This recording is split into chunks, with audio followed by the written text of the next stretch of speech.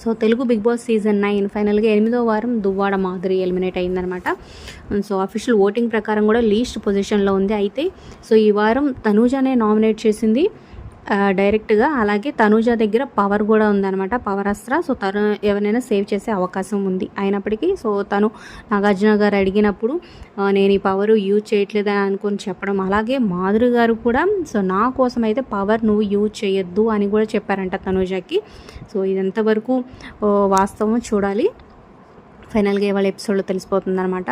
So Duvvada Madhuri ఫస్ట్లో అంతా negative comments, నెగిటివ్ని చాలా ఎదుర్కొందనమాట. ఫస్ట్ వీక్లో తన పర్ఫార్మెన్స్ కూడా అలాగే ఉంది, మాట తీరు. కానీ తర్వాత ఇక నెక్స్ట్ 2 వీక్స్ మంచిగానే అనిపించింది చాలామందికి. సో సర్దుకుపోవడం, ఫస్ట్ తిట్టిన తర్వాత దానికి అడ్జస్ట్ అయ్యి ఉండడం, ఇవన్నీ చూస్తుంటే కొంచెం అయితే పాజిటివ్నెస్ అయితే క్రియేట్ అయ్యింది. సో అది కంటిన్యూ కాకుండానే ఎలిమినేట్ అయిపోతున్నారనమాట. సో ఎలిమినేషన్ మీకు ఎలా అనిపించింది? ఫేరా అన్ఫేరా ఉంటే బాగుండదని ఎంతమందికి అనిపిస్తుంది కింద కామెంట్స్ రూపంలో తప్పకుండా తెలియచేయండి. ఒక లైక్ చేసి ఈ వీడియో షేర్ చేయడం మర్చిపోద్దు. ఎప్పటికప్పుడు అప్డేట్స్ కోసం మన ఛానల్ని సబ్స్క్రైబ్ చేసుకోండి.